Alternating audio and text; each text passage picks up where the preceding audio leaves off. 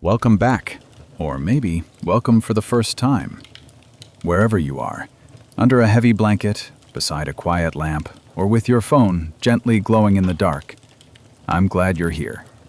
Tonight, we drift to a place where time moves like the Nile, steady, slow, and eternal. This is the story of Egypt. Not the one of golden masks and dramatic curses, but the quieter one, the one that hums in the background of 5,000 years. A story of sand and stone, of people who built not for decades, but for dynasties. A place where scribes wrote in symbols older than alphabets, and farmers watched the river for signs of flood and fortune. We're not here to rush through wars or memorize kings. This isn't for studying. It's for resting. So breathe in deeply and let the weight of the day settle. Tonight, we'll walk the soft banks of the Nile, not as tourists, but as dreamers. Close your eyes and let's begin. What if I told you there was a civilization that thrived for over 3,000 years, built incredible pyramids that still baffle engineers, invented one of the earliest writing systems, and believed their kings were gods walking among them? Welcome to ancient Egypt, a land shaped and sustained by a river so powerful it was worshipped as a god itself. But how did a vast desert become a cradle of civilization? What secrets did the Nile hold? And why do we still marvel at this ancient world thousands of years later? Today, we begin uncovering the mysteries of ancient Egypt, from the pulse of its daily life to the grandeur of its rulers and gods. Imagine living in a place where the world around you is mostly scorching desert and endless sand dunes. How would you survive?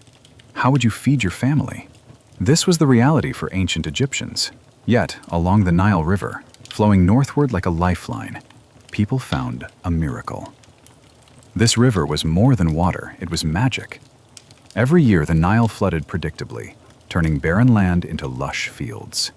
The soil left behind was so fertile that one farmer once said, "The Nile's mud is black gold." But the flood was also dangerous. Too little water and the crops would fail, causing famine. Too much and entire villages could be washed away. How did the Egyptians learn to live with this unpredictable force and turn it to their advantage? The Egyptians didn't just depend on the Nile, they worshipped it. They called it Hapi, a god who brought fertility to the land. Imagine this.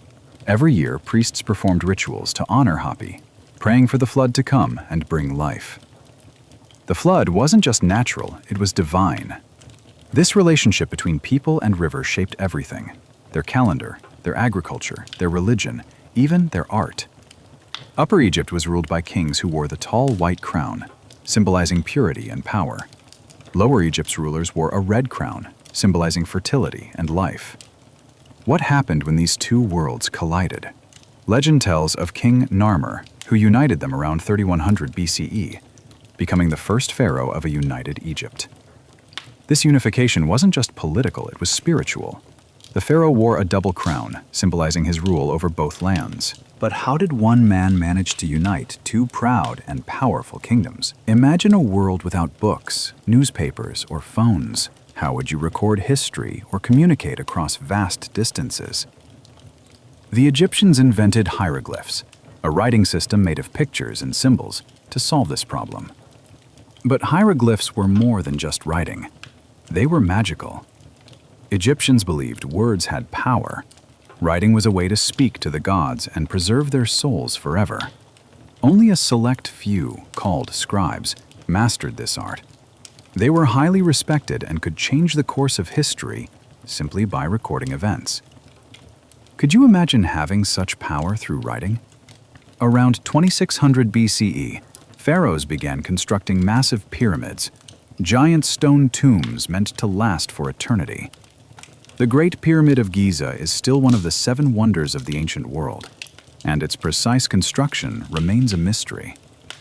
How did the Egyptians, without modern machines, move and place millions of limestone blocks some weighing as much as an elephant. Did they use ramps, rollers, or secrets lost to time? And why did they build such gigantic tombs? The answer lies in their belief in the afterlife, a world beyond death where the pharaohs would live forever. Pharaohs weren't just kings, they were gods on earth. Egyptians believed that the pharaoh was the living Horus, the falcon god, and the son of the sun god, Ra. Every decision he made was divine will. His power was absolute, but with great power came great responsibility, to keep Ma'at, or cosmic order, balanced. But what happened when a pharaoh failed his people? Would the gods abandon him? History tells stories of pharaohs who lost favor with the gods and plunged Egypt into chaos. Think about this. Ancient Egypt's civilization lasted longer than most countries exist today. Over 3,000 years. That's longer than the entire history of the United States, or even Europe as we know it. During this time, Egypt saw great changes: wars, invasions, religious upheaval, and amazing achievements. How did a civilization last so long in a world full of uncertainty and conflict? The answer lies in their deep connection to the land, their religion, and their incredible ability to adapt. You might wonder, why do we spend so much time studying people who lived thousands of years ago? Because ancient Egypt's story is the story of human resilience, creativity, and belief. Their pyramids challenge our engineering skills. Their art reveals deep meanings and emotions. Their myths inspire countless stories and movies. And beneath all this grandeur were ordinary people: farmers, artisans, merchants, living lives not so different from ours. Imagine waking up in a small mud brick house, just steps from the Nile. Outside, the sun is just beginning to warm the desert air. Your day is about to start, full of work, family, and traditions that have lasted for thousands of years. Welcome to daily life in ancient Egypt, where life revolved around the river, the land, and the rhythm of the seasons. But who were the people that built this incredible civilization? What did they eat? How did they live? And what was a typical day like for them? Ancient Egyptian society was made up of many different people, but most were farmers. Around 80% of the population worked the land, growing wheat, barley, vegetables, and flax. The Nile Valley was densely populated, but cities were small by modern standards. Villages clustered near the riverbanks, and life was closely tied to the cycles of nature. Besides farmers, there were craftsmen like potters, weavers, and metalworkers, who made the tools, clothes, and goods the people needed. At the top of society stood the pharaoh and his court, the ruling class. Nobles and priests held important positions, overseeing government, religion, and justice. At the bottom were slaves and servants, often prisoners of war, or people who sold themselves into servitude to pay debts. However, slavery in Egypt was quite different from later forms. Many slaves worked as domestic servants rather than harsh laborers. Family was everything in ancient Egypt. People lived in tight-knit households that often included grandparents, parents, children, and sometimes extended family. Marriage was common and important. Men and women generally married in their teens or early 20s. Divorce was possible, but not common, and adultery was frowned upon. Children were highly valued. Boys were usually taught their father's trade or sent to school if they were wealthy. Girls learned household skills from their mothers, such as weaving, cooking, and child-rearing. The father was the head of the household, but mothers were respected and had significant influence in family decisions. Interestingly, Egyptian society was relatively egalitarian compared to other ancient cultures. Women could own property, run businesses, and even initiate divorce. For most Egyptians, the day started at dawn. Farmers rose early to work their fields before the desert heat became unbearable. Men and boys headed to the fields, armed with simple tools like wooden hoes, sickles, and baskets. They planted and harvested crops, tended to animals, or maintained irrigation canals. Women managed the home, cooked meals, cared for children, and sometimes helped in the fields during busy seasons. In villages, children played games like spinning tops and knucklebones, similar to modern dice. Farmers were the backbone of ancient Egyptian society, tirelessly working the fertile banks of the Nile River.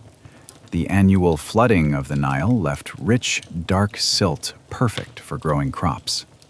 Farmers cultivated essential staples such as wheat and barley, which were used to make bread and beer, the dietary foundations of the people. They also grew flax for linen, onions, garlic, dates, and vegetables. Beyond crops, they raised livestock, including cattle, sheep, goats, and pigs, providing meat, milk, leather, and wool. Farming was physically demanding, involving plowing with wooden tools pulled by oxen, sowing seeds by hand, irrigating with canals, and harvesting under the blazing sun. Despite the hardships, farmers sustained the entire civilization by producing food and raw materials. Artisans and craftsmen were highly skilled workers who created everyday items and masterpieces that showcased Egyptian artistry. Potters shaped clay into vessels for storing grain, water, and oils. Jewelers crafted exquisite necklaces, bracelets, and amulets from gold, precious stones, and faience, often with symbolic meanings to protect the wearer. Stone carvers and sculptors chiseled statues and reliefs for temples and tombs, telling stories of gods, kings, and the afterlife. Painters decorated walls with vibrant frescoes, using natural pigments to depict gods, nature, and daily life. Weavers transformed flax fibers into fine linen cloth, a prized material worn by nobles and priests alike. Craftsmen worked in specialized workshops, passing their skills from master to apprentice. Merchants and traders operated bustling markets and caravans, serving as Egypt's link to the outside world. They sold local goods such as grain, papyrus scrolls, linen textiles, and pottery. But their true importance lay in trading luxury goods with neighboring lands, bringing in gold from Nubia, cedar wood from Lebanon, exotic spices and incense from Punt, modern-day Somalia/Eritrea, and ivory and ebony from distant Africa. Markets were lively centers where bartering took place, and wealthier merchants sometimes became influential figures in their communities. Trade routes extended along the Nile, through the deserts, and across the Mediterranean, making merchants vital for Egypt's economy and cultural exchange. Scribes were among the most respected and privileged members of ancient Egyptian society. Literacy was rare, so those who could read and write hieroglyphics, hieratic or demotic scripts held a special elite status. Scribes kept meticulous records of harvests, tax collections, legal matters, and official decrees. They wrote letters, religious texts, and literature on papyrus scrolls. Many scribes worked in the government administration, temples, or for wealthy nobles, helping manage everything from land ownership to temple offerings. Becoming a scribe required years of training, and their work ensured the smooth running of the state and preservation of culture. Priests formed a powerful religious class, responsible for maintaining temples, performing sacred rituals, and interpreting the will of the gods. They oversaw daily offerings, festivals, and ceremonies that were believed to maintain Ma'at, cosmic order and balance. Priests advised pharaohs on divine matters and were custodians of temple wealth, which included land, livestock, and precious items. High priests often wielded significant political influence. Their knowledge of religious texts and magic was highly respected, and their rituals ensured Egypt's spiritual well-being. Soldiers protected Egypt's borders against invasions from foreign tribes and secured trade routes. They served in the pharaoh's army and acted as law enforcers within the kingdom. Armed with bows, spears, shields, and later chariots, soldiers were trained to fight in organized units. Their presence helped maintain internal peace and project Egyptian power beyond its borders, particularly during military campaigns in Nubia, the Levant, and Libya. Military service could bring honor and land rewards to veterans. Bread was the heart of the ancient Egyptian diet and came in many forms. Made primarily from barley or wheat, it was baked into flatbreads, round loaves, or even sweetened cakes. Bread wasn't just food. It was so essential that it was often used as currency to pay workers. The grains were ground into flour using stone mills, mixed with water and yeast, and baked in clay ovens or on hot stones. The quality and type of bread varied depending on wealth and occasion, from coarse, dense bread for common folk to fine, soft bread for the elite. Vegetables were a daily staple, adding flavor and nutrition to meals. Egyptians enjoyed onions and garlic not only for taste, but also for their believed medicinal properties. Leeks, lettuce, cucumbers, beans, and lentils were common in stews or eaten raw. These vegetables were grown in kitchen gardens or small plots near the Nile, benefiting from the fertile soil and irrigation. Lentils and beans were especially important as protein sources for most people. Fruit was enjoyed fresh and dried, often as a snack or dessert. Dates were especially prized, dried and eaten year-round, or used to sweeten cakes and drinks. Figs were harvested from wild and cultivated trees, while grapes were grown for eating and winemaking. Pomegranates were valued both for their delicious seeds and symbolic meanings of fertility and abundance. Fruits added variety and sweetness to the Egyptian diet. Meat was generally a luxury, reserved mostly for the wealthy or special feasts. Beef, pork, and poultry like ducks and geese were eaten, but not daily staples. Most common people relied heavily on fish caught from the Nile. Tilapia, catfish, and perch were popular choices. Fish could be grilled, dried, salted, or smoked to preserve it. Hunting wild game such as birds and antelope was occasional and often linked to royal or noble activities. Milk from cows and goats was consumed fresh or turned into cheese and butter. These dairy products added richness and nutrition to the diet. Cheese was often soft and fresh, made by curdling milk with natural acids. Butter was less common, but used in cooking or as offerings to gods. Water from the Nile was the primary drink, although it was often collected in clay jars to let impurities settle. Beer was the staple drink for all classes, a mildly fermented, nutritious beverage made from barley bread and flavored with dates or herbs. It was often thick and filling, sometimes consumed through straws to avoid sediment. Wine was rarer and mostly enjoyed by the upper classes during banquets and religious ceremonies. It was made from grapes grown in vineyards and stored in large jars. Most ancient Egyptians dressed in simple yet practical clothing made from linen, a lightweight fabric woven from flax plants. Linen was ideal for Egypt's hot and dry climate because it kept the body cool and allowed air to circulate. Men typically wore a garment called a shendite, a type of kilt or skirt wrapped around the waist and tied with a belt. The length and decoration of the shendite varied depending on social status, from plain cloth for workers to finely pleated and adorned versions for nobles and officials. Women usually wore long, straight dresses that hugged the body, often held up with thin shoulder straps. These dresses were elegant but simple, emphasizing modesty and grace. Like men, wealthier women's dresses might be more finely woven or decorated. Young children often went unclothed until they reached puberty, reflecting practicality and the warm weather. As they grew older, children started wearing miniature versions of adult clothing. Wealthy Egyptians loved to decorate themselves with jewelry made from gold, precious stones like lapis lazuli and turquoise, and colorful glass beads. Necklaces, bracelets, earrings, and rings were popular. Jewelry wasn't just for beauty. Many pieces had religious or protective meanings. Both men and women applied makeup daily. The most famous was kohl, a dark powder used to line the eyes. This wasn't just for fashion.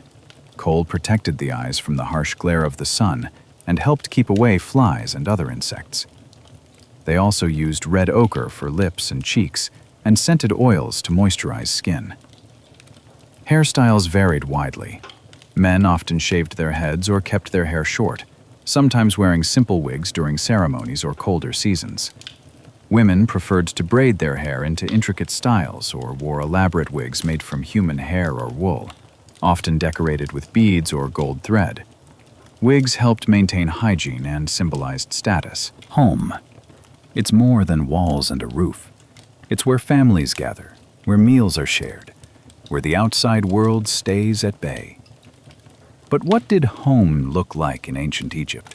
Were their houses like ours? Did cities buzz like today's? Or were their lives simpler, closer to the earth, the sun, the river? Let's open the mud brick door to ancient Egyptian homes, walk their narrow streets, and see how the ancient world really lived. Room by room, village by village, palace by palace. For most of ancient Egypt's history, people lived near the Nile River, their lifeline in the desert.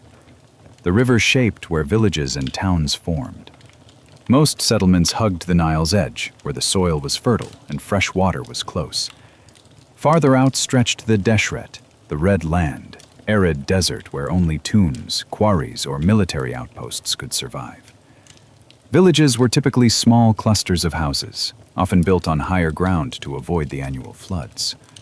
Larger towns grew around temples, government centers, or important crossroads. Most ancient Egyptians were rural villagers and farmers who lived in small mud brick homes made from Nile mud, straw, and water, sun-dried into bricks that were cheap, insulating, and easy to repair. Roofs were flat, built with palm logs, reeds, and mud, and often used as extra living space for sleeping on hot nights, drying grain, laundry, or fish. Typical homes had 2 to 4 rooms with a main living area for gathering and sleeping, a rear or outdoor kitchen to avoid smoke indoors, minimal furniture like reed mats, stools, and clay jars.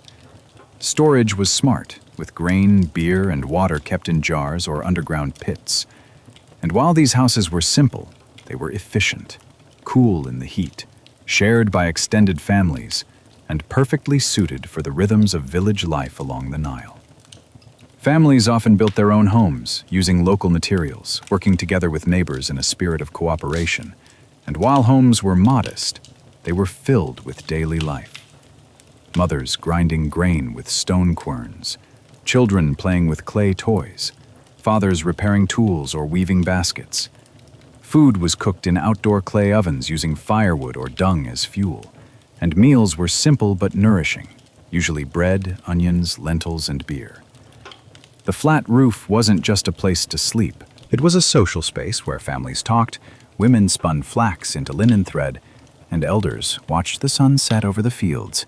Even religious life touched the home, with small household shrines dedicated to protective gods like Bes or Taweret, where families left food, flowers, or oils as offerings.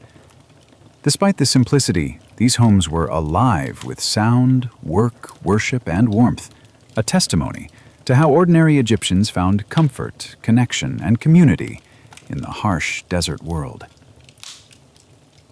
Most ancient Egyptians lived simple lives in small villages along the Nile, where their homes were built from mud brick, basically sun-dried bricks made from Nile mud mixed with straw and water. These bricks kept their houses cool during the day and warm at night, and if a wall cracked, fixing it was as easy as adding more mud. Their roofs were flat, made from palm logs and reeds covered with mud. On hot summer nights, families would often sleep up there to catch the breeze and escape the heat inside. Sometimes they also used the roof to dry laundry, fish, or grain. Inside, houses usually had 2 to 4 rooms. The main room was where the family cooked, ate, and slept. Kitchens were often at the back or even outdoors so that smoke wouldn't fill the house. Furniture was simple: reed mats to sleep on, a few low stools, and large clay jars in the corners to store grain, oil, or water. Some homes even had pits dug into the ground to keep food cool.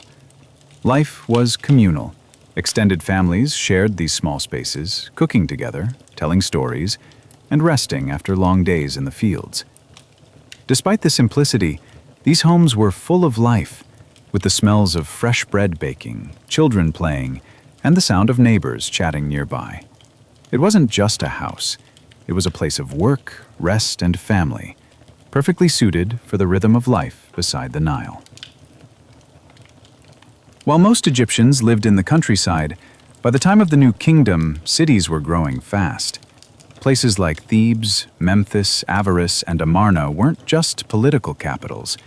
They were bustling religious and cultural hubs. City life was very different from village life. The streets were narrow and winding, squeezed tightly between homes packed close together. Noise was everywhere, donkeys braying, merchants shouting their wares, children chasing each other around corners. The poor often lived in small one-room houses that barely held a family. But scribes, artisans, and merchants, the middle class, enjoyed bigger homes with several rooms and private courtyards where they could relax away from the street. Wealthier families sometimes had houses with 2 or even 3 stories, complete with balconies overlooking the busy streets and brightly painted walls inside. The smells of the city were a mix of fresh bread baking, fish from the markets, brewing beer, and the less pleasant scent of sweat and animals, a chaotic but lively blend that gave these cities their unique energy. Living in an ancient Egyptian city meant being part of a vibrant, noisy world full of work, trade, and daily life, very different from the quiet farms along the Nile. Life for nobles, priests, and high officials was a world apart from the crowded city streets and simple village houses. Their homes, often called villas, were built on raised ground, standing proudly with gardens and shimmering pools, designed to show off their wealth and status, while offering comfort in the harsh desert environment. These villas had multiple spacious rooms, each serving a special purpose: rooms for entertaining guests, private chambers for rest, and quiet spaces dedicated to prayer and meditation. The walls were richly decorated with colorful paintings, scenes of gods, religious rituals, or everyday life, painted with vibrant colors that brightened the rooms and told stories of power and devotion. Inside, the furniture was elegant and carefully crafted. Wooden beds with soft linen sheets, tables for meals and work, chests decorated with carvings, and chairs with legs shaped like animals, all signs of luxury and artistry. Many homes had private chapels or shrines where families worshipped gods or honored their ancestors, blending the sacred into daily life. Outside, lush gardens bloomed with fruit trees, palms, and lotus ponds, serene spots to escape the heat and noise, where the elite could relax in shade and quiet. These homes were sanctuaries, peaceful, cool, and refined, standing in stark contrast to the busy, noisy homes of farmers and merchants below. They reflected not just wealth, but the deep traditions and beliefs of Egypt's powerful class. Contrary to popular belief, pharaohs didn't live in the pyramids. Those were their tombs, built to last forever in the afterlife. Instead, during their lifetimes, pharaohs resided in grand palaces, often located close to important temples, where they could perform rituals and oversee the kingdom. Pharaohs didn't stay put in just one palace. They owned multiple residences spread across Egypt, traveling between them as seasons changed or political needs arose. These palaces were spectacular. They had vast reception halls supported by towering columns opening onto sunny courtyards, lavish gardens filled with flowering plants, fountains that cooled the air, and floors tiled in intricate patterns created an atmosphere of luxury and power. Walls were decorated with colorful paintings and carvings celebrating military victories and the divine right of the pharaoh to rule as a living god. Inside, the palaces included private living quarters, royal baths, and kitchens that fed the court and servants alike. Separate areas housed scribes, guards, and attendants, all essential parts of palace life. Most palaces were made from mud brick rather than stone, which means very few have survived intact. What we know comes from wall paintings, archaeological fragments, and rare remains like the fascinating ruins at Amarna, the city built by Pharaoh Akhenaten. Even the simplest ancient Egyptian homes were filled with signs of spiritual life and protection. Families believed the gods watched over them, and so their homes often featured small statues or figurines of protective deities, like Bes, the fierce guardian against evil spirits, or Taweret, the goddess who protected mothers and children. Near the doorway, it was common to see amulets hanging, acting as charms to keep bad luck and illness away. In some households, offerings of bread, beer, or flowers were regularly placed on small altars to honor ancestors and seek their blessings.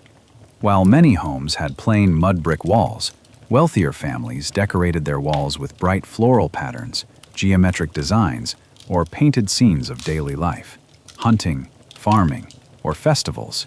These paintings weren't just for beauty. They represented Ma'at, the ancient Egyptian concept of harmony, balance, and divine order.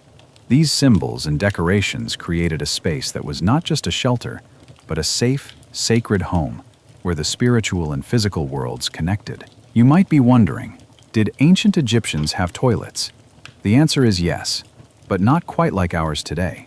In wealthier homes, people used simple clay toilet seats built over pits filled with sand or ash. These pits helped contain waste and keep odors down. For cleaning, they relied on water jugs and cloths, since toilet paper wasn't a thing yet. While public sanitation systems, as we know them, didn't exist, in larger towns there were likely communal areas or latrines where people relieved themselves. Despite the primitive setup by today's standards, Egyptians cared deeply about cleanliness. They regularly washed themselves using basins of water, scented oils, and perfumes to stay fresh and healthy. Cleanliness wasn't just practical. It was tied to spiritual purity, so staying clean was part of honoring both the body and the gods. In ancient Egyptian villages, building a house was truly a community effort. Mud bricks were cheap and easy to make, so even the poorest families could build their own homes with a little help from neighbors. When floods damaged houses or time wore them down, families didn't move on. They simply rebuilt right where they were, using the same mud and straw mixture to shape new bricks and patch walls. Neighborhoods were tight-knit. People lived side by side with relatives, childhood friends, and co-workers, creating strong social bonds. The streets weren't just thoroughfares. They were alive with gossip, music, children playing, and prayers offered as neighbors shared daily life. In a world shaped by the Nile's rhythms, the spirit of cooperation and community was as important as the homes themselves. Thanks to modern archaeology, we're no longer limited to imagining how ancient Egyptians lived. Researchers have rebuilt homes based on ruins found in fascinating places like Deir el-Medina, the village where tomb workers lived, Amarna, the short-lived capital city built by Pharaoh Akhenaten, and Kahun, a town near a pyramid complex. These reconstructions give us an incredible chance to step back in time. You can see the low doorways built to keep the heat out, the cool mud floors that kept interiors comfortable, and walls coated with whitewash or painted ochre designs. Walking through these recreated homes helps us understand the daily rhythms of life, from family gatherings to cooking smells and the quiet hum of village life. It's one thing to read about ancient Egypt, but quite another to experience the textures, colors, and spaces where people lived thousands of years ago. Imagine a world where every meal depended on a single river.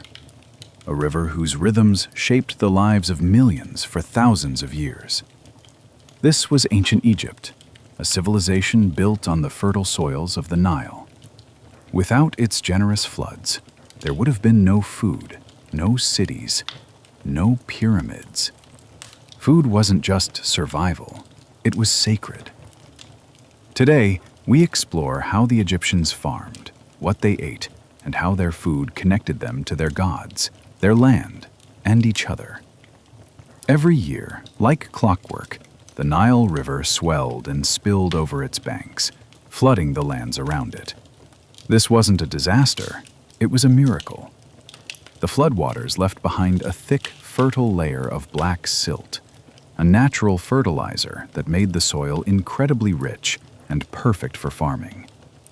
Unlike other places that depended on unpredictable rainfall, Egyptian farmers could count on the Nile's generosity to water their fields.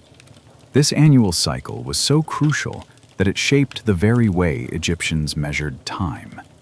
Their year was divided into 3 seasons.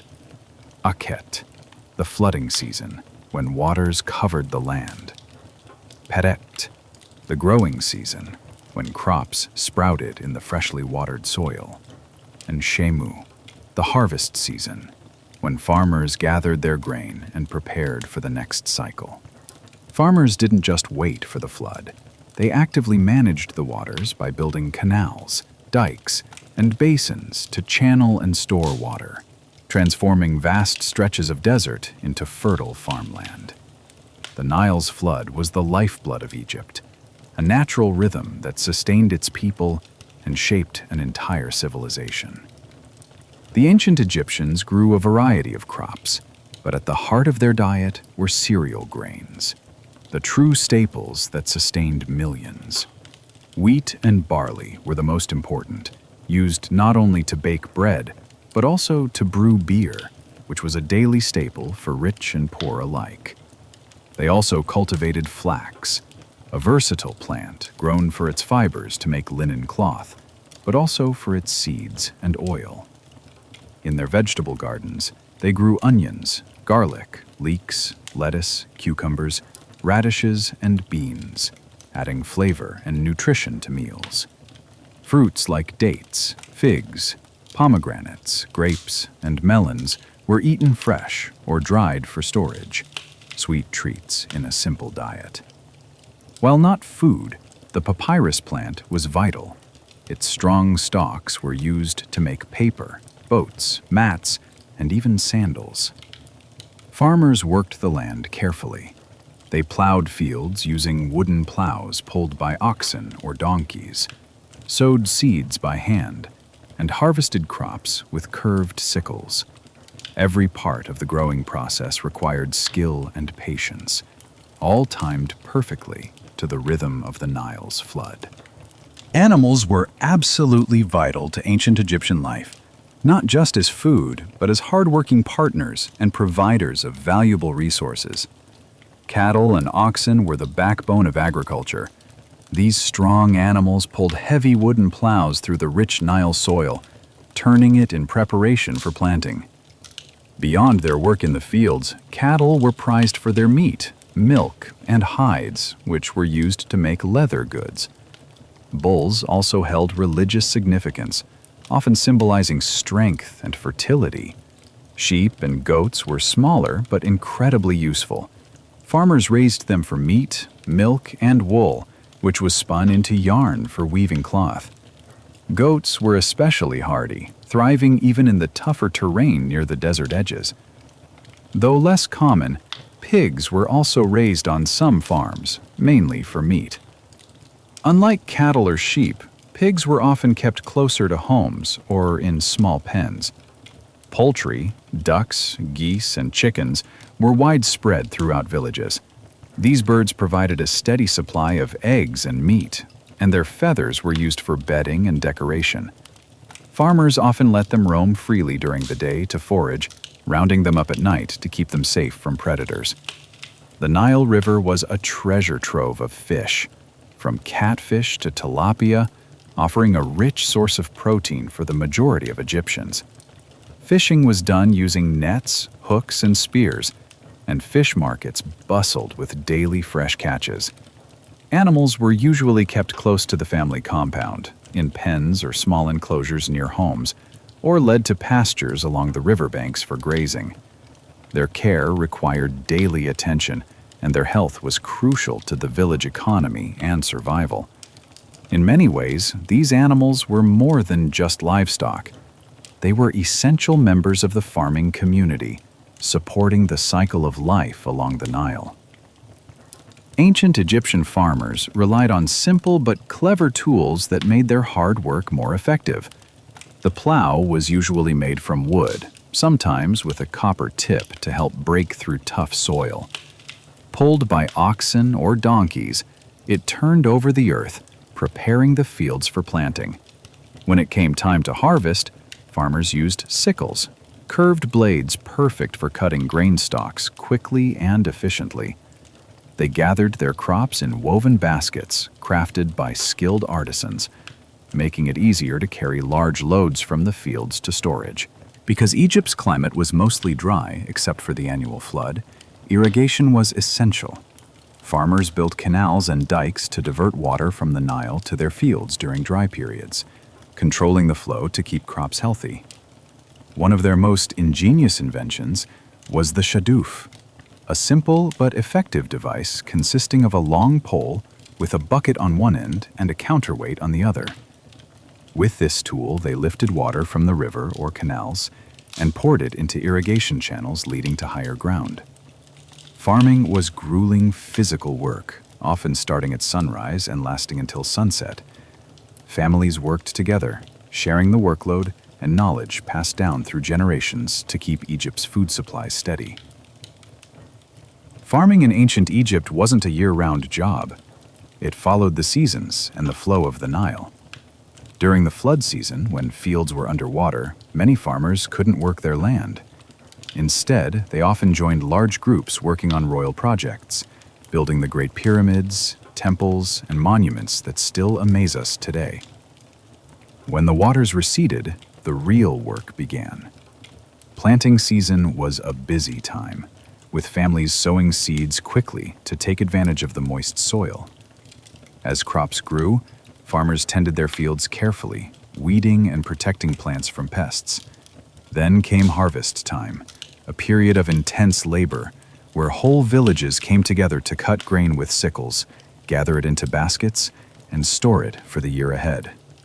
Life was tough, with long days under the hot sun, but farming was a community effort.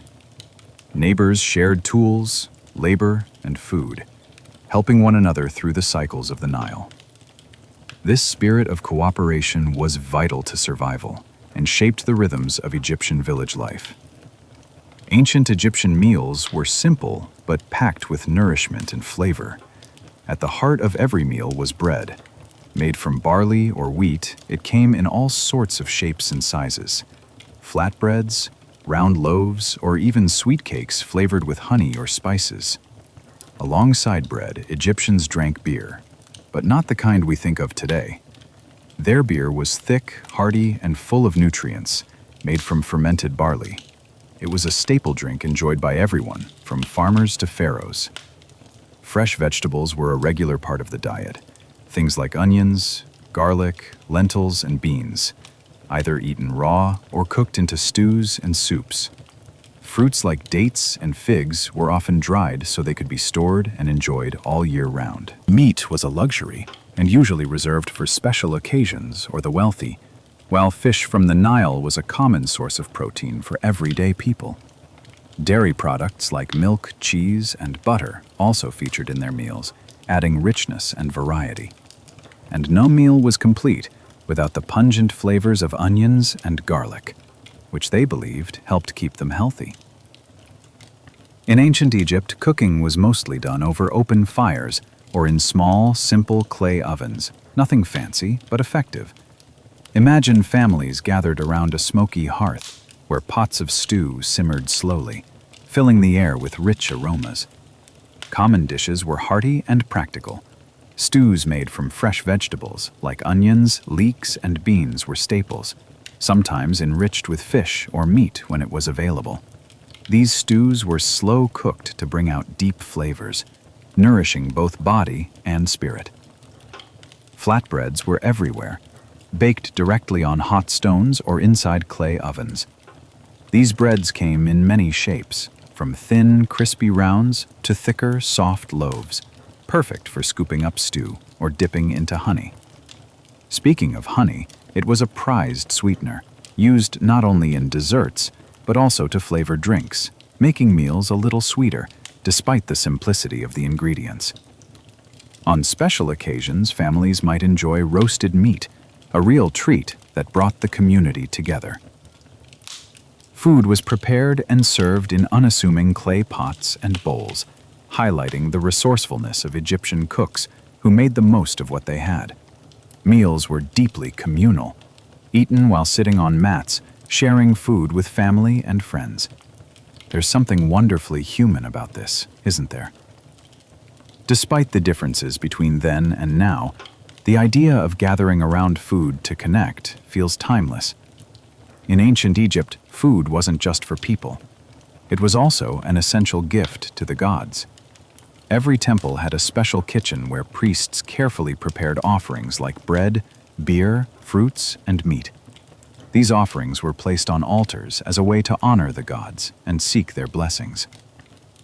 Egyptians believed that by nourishing the gods, they helped maintain Ma'at, the divine balance and harmony of the universe. Food offerings were more than ritual. They were a vital connection between humans and the divine, a way to show gratitude and keep the world in order. Ancient Egypt wasn't just about local farming. It was also connected to faraway lands through an extensive network of trade. This meant Egyptians could enjoy luxury foods and exotic flavors that didn't grow on their own soil. Spices like cinnamon and frankincense, along with rare fruits such as pomegranates and figs, arrived from regions like the Levant, Nubia, and the mysterious land of Punt, bringing rich aromas and tastes to Egyptian kitchens. Wine, a drink mostly enjoyed by the upper classes, was imported from places like Canaan and across the Mediterranean, adding a touch of elegance to feasts and ceremonies. Trade routes ran both overland and along the Nile, allowing merchants to bring in goods from distant cultures, creating a culinary tapestry that reflected Egypt's wide-reaching influence. This exchange wasn't just about food. It was a way Egypt connected with neighbors, showing how ancient Egyptians valued diversity and the pleasures of the table. In a land defined by the scorching sun and the rhythms of the Nile, ancient Egyptians mastered not only farming, but also the art of storing and preserving food. This skill was vital. Without modern refrigeration or technology, keeping food safe and edible during the long, hot months and lean times was a constant challenge. Imagine living thousands of years ago in Egypt's desert environment. The sun beats down relentlessly, and temperatures can soar well over 100 degrees Fahrenheit during the day. Without proper storage, fresh food could spoil quickly, and precious grain could be lost to moisture, pests, or mold. Because the Nile's flood cycle wasn't always perfectly reliable, farmers had to prepare for years when the harvest was poor or delayed. This made preserving food not just a matter of convenience, but one of survival. One of the simplest and most effective ways Egyptians preserved food was drying it in the sun. Fruits, like figs, dates, and grapes, were laid out on mats or flat rooftops, where the hot desert air would gradually remove moisture. Drying concentrated their sweetness and made them last much longer, sometimes for months or even years. Similarly, fish and meat were carefully cleaned, salted, and dried in the sun. This process prevented bacteria growth and spoilage, creating portable, durable food items that could be stored or traded. Fish, caught fresh from the Nile, were often split open and salted before being hung on racks to dry. The resulting dried fish was a staple protein source, especially for those who couldn't afford fresh meat regularly. Drying wasn't just practical. It also intensified flavors and textures, giving Egyptians tasty snacks and preserved staples that added variety to their diets. Bread was the cornerstone of the Egyptian diet, but freshly baked bread could go stale or mold quickly in the heat. To extend its shelf life, bakers developed techniques like baking bread thoroughly and in various forms. Flatbreads, often baked on hot stones or in clay ovens, were crisp and thin. These could last longer than soft, thick loaves. Some breads were baked until very hard, almost like crackers, allowing people to store them for weeks without spoilage. Bread was often stored in sealed baskets or pottery jars, keeping it safe from pests and moisture. In some tombs, archaeologists have even found ancient bread preserved for thousands of years, a testament to these methods. Grain, mainly wheat and barley, was the most critical crop for Egyptians, used to make bread and beer. To protect this precious commodity, farmers and officials developed clever ways to store grain safely. Large ceramic jars and storage bins were common in homes and granaries, sealed tightly with lids or clay to keep out moisture and insects. Some villages had underground storage pits, often lined with straw or clay, which helped keep grain cool and dry.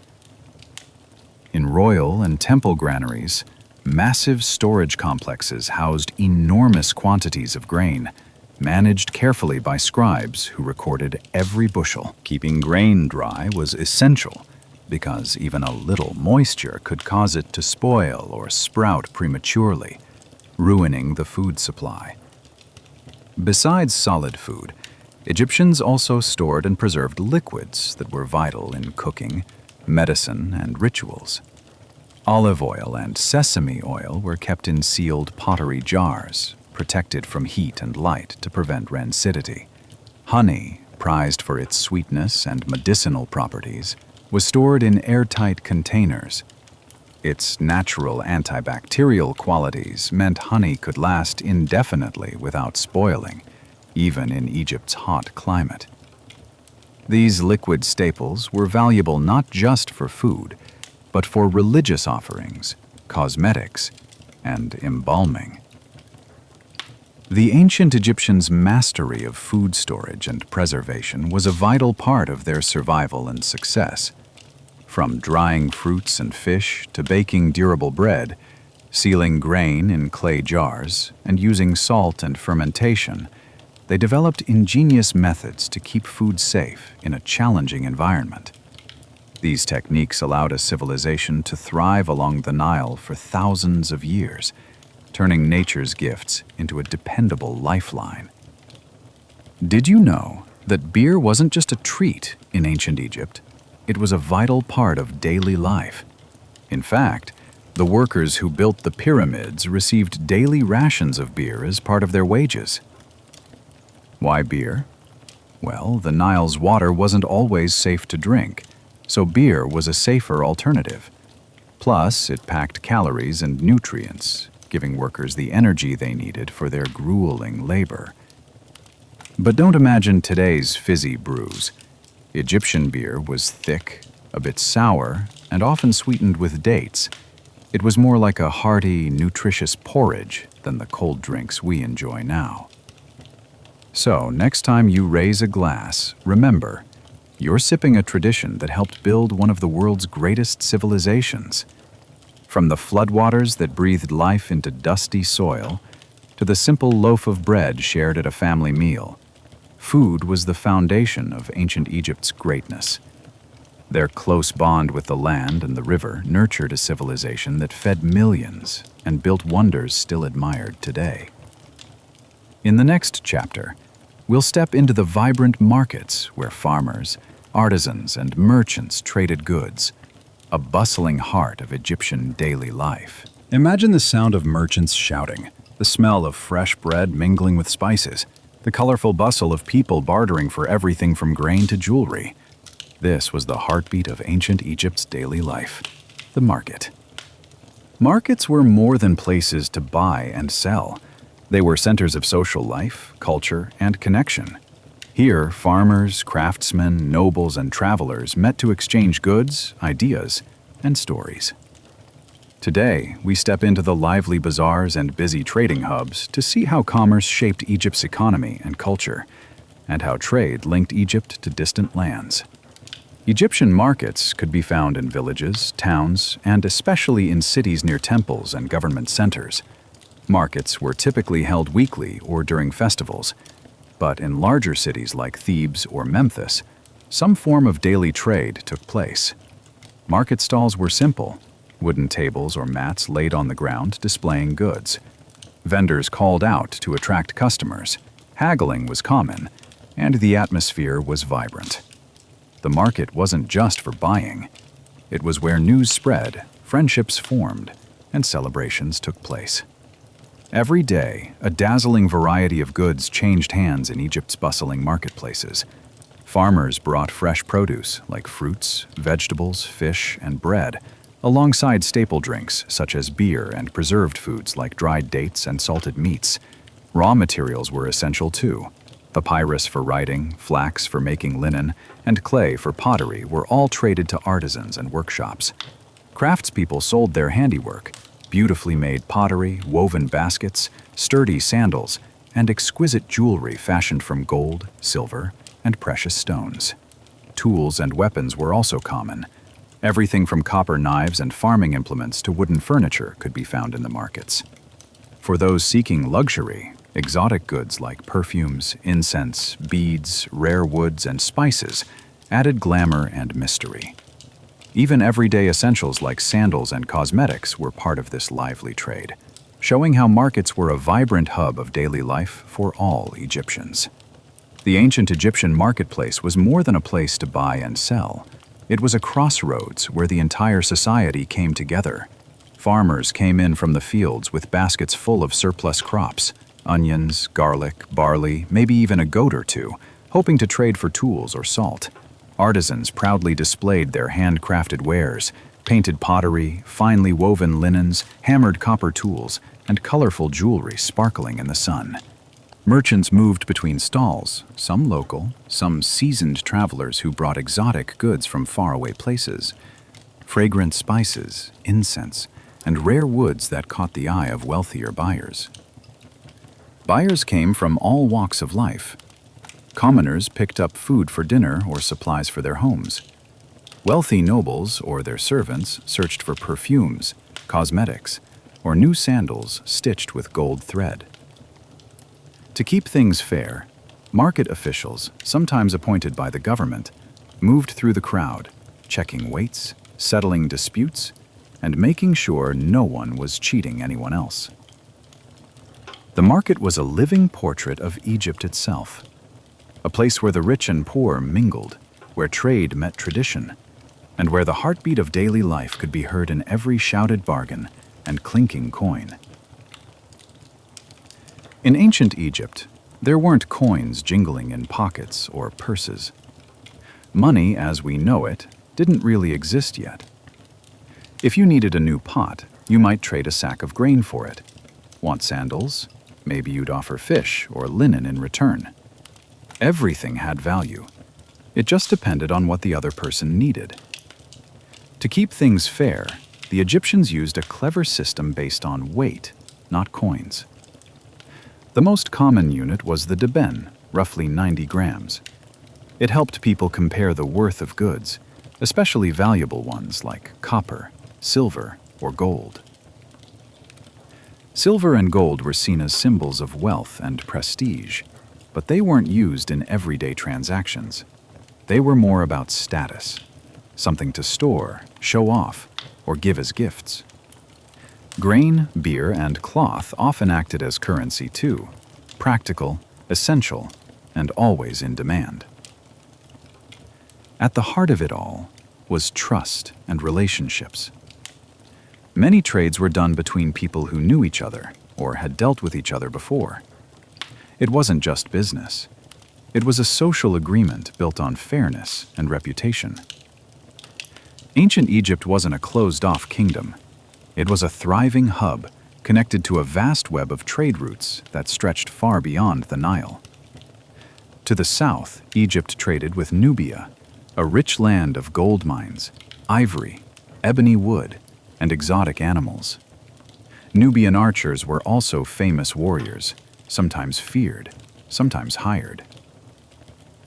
To the northeast, through the Sinai and into Canaan and the Levant, Egyptian traders brought back cedar wood for building, jars of wine, olive oil, and fragrant spices. These were the luxuries that filled palace storehouses and temple offerings. Through the Red Sea, they reached the legendary land of Punt, a mysterious kingdom believed to be somewhere in modern-day East Africa. From there came myrrh, frankincense, rare woods, and exotic animals like baboons and giraffes. All treasures fit for a pharaoh.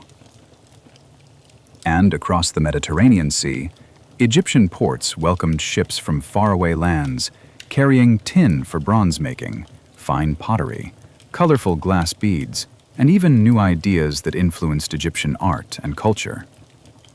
These goods didn't arrive easily. Traders braved desert heat, wild terrain, and the threat of bandits, traveling by riverboats, camel caravans, or donkey trains across scorching sands and narrow mountain passes. But the reward was worth it. Trade brought not just wealth, but the world, right to the heart of Egypt's bustling markets. Just beyond the busy stalls of the market, narrow side streets echoed with the clatter and rhythm of workshops, the beating heart of Egyptian craftsmanship. Potters sat at their wheels, hands covered in wet clay as they shaped jugs, bowls, and storage jars still warm from the kiln. Nearby, metalworkers hammered glowing copper sheets into tools, mirrors, and intricate jewelry, sparks flying in the low light. In shaded courtyards, weavers worked patiently at looms, turning flax into the fine linen worn by rich and poor alike, crisp, cool, and perfectly suited to Egypt's heat. These weren't just tradesmen, they were artists. Many sold their creations directly in the markets, proudly displaying their work. Reputation meant everything, and the best craftsmen were known by name, passed down through word of mouth. Go to Patu, his sandals never split, or Meket's bowls are the smoothest in Thebes. Workshops near markets weren't just places of labor. They were alive with creativity, collaboration, and daily hustle, where skill and passion turned raw materials into the goods that filled Egyptian homes, temples, and tombs. In ancient Egypt, the marketplace wasn't just a man's world. Women played vital roles in the daily rhythm of trade and exchange. Many women ran their own stalls, selling everything from fresh bread and vegetables to perfumes, textiles, and cosmetics they had made by hand. Others bartered goods from their family farms or worked alongside husbands and sons in family businesses. But the market wasn't just about buying and selling. It was also a place of connection and conversation. Women gathered here to catch up on news, share stories, arrange marriages, and even settle disputes, all while managing their goods and negotiating clever trades. Archaeological records and legal documents show that women in ancient Egypt could own property, sign contracts, and run businesses, something not all ancient cultures allowed. Some women became skilled traders, respected in their communities for their sharp minds and fair dealings.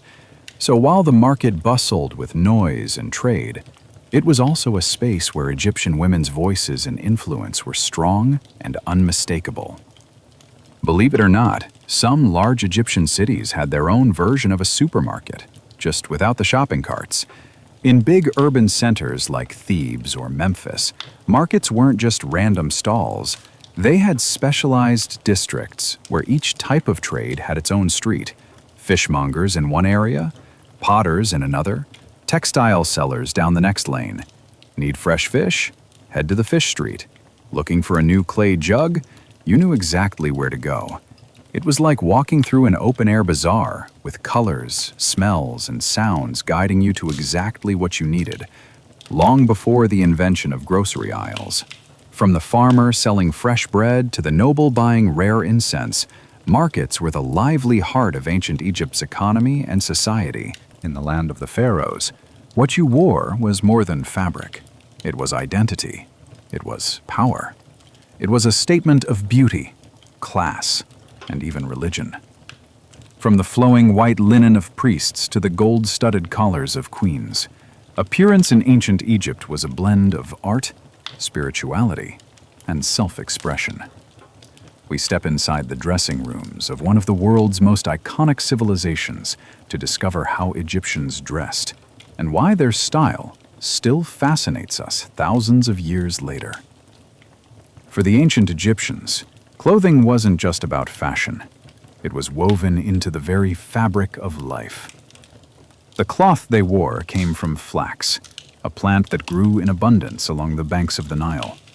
When harvested, soaked, and spun into thread, flax became linen, the single most important textile in Egypt. And it was perfect. Light, breathable, and natural, linen suited the scorching Egyptian climate like no other material could. The wealthy elite draped themselves in fine, sheer linen so delicate it was almost transparent, a sign of status, taste, and luxury. Meanwhile, the working classes, farmers, servants, craftsmen, wore coarser linen, practical and durable, built for a life of labor under the sun. Egyptian clothing was simple in cut but rich in meaning. A kilt, a tunic, or a long dress could quietly signal a person's job, social class, religious role, or even what kind of day it was: festive, solemn, or sacred. Linen wasn't just cloth, it was identity, spun from the river that sustained an entire civilization. When it came to daily dress, ancient Egyptians kept things simple. Practical clothing for a hot climate, but with room for elegance and style. Men usually wore a shendit, a short linen kilt tied at the waist. In the Old Kingdom, it was plain and functional, but by the New Kingdom, things got fancier. Pleats, decorative folds, even embroidery for those who could afford it. Wealthier men or those in official roles might throw on a light linen tunic or robe over the kilt, especially in cooler weather or during ceremonies.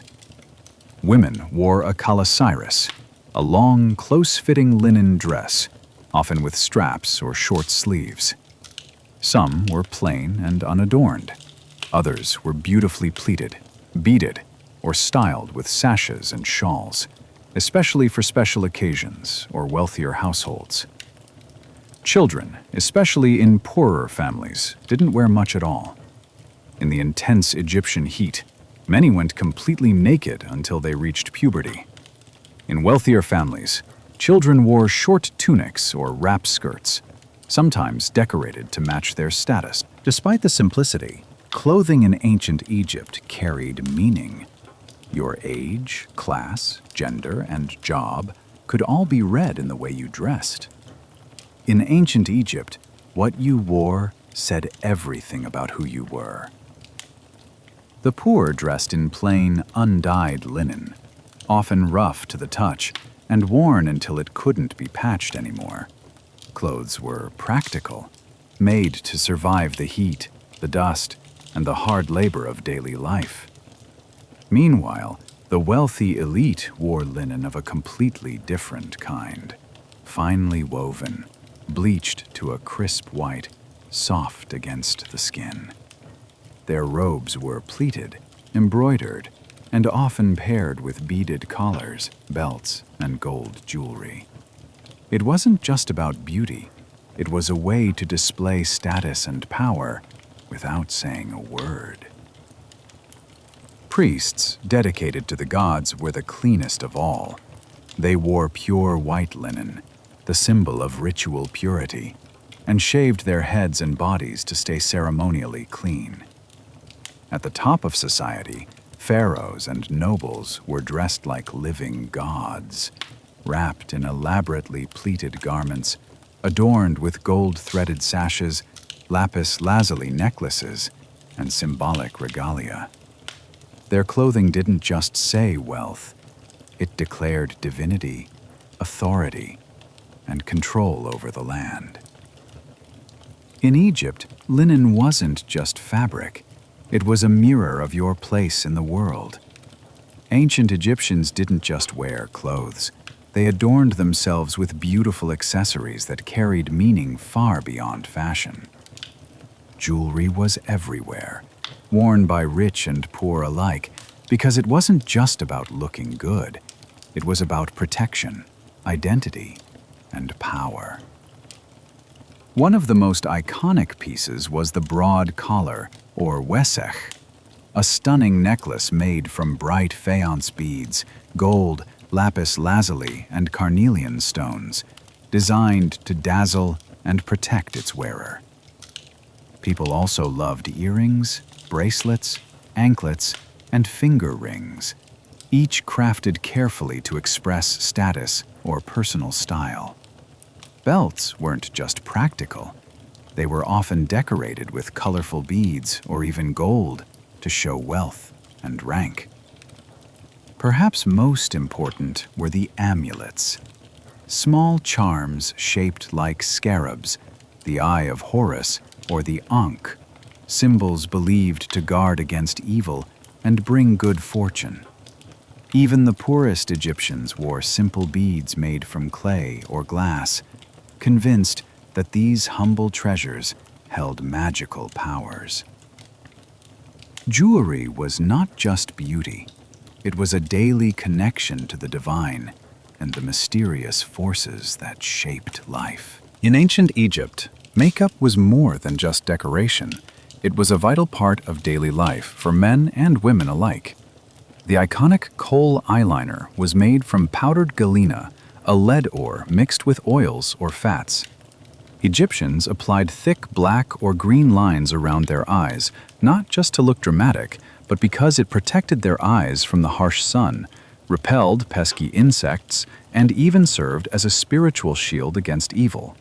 For color, they used rouge and lip stains made from red ochre or plant dyes, adding warmth to cheeks and lips, subtly enhancing natural beauty.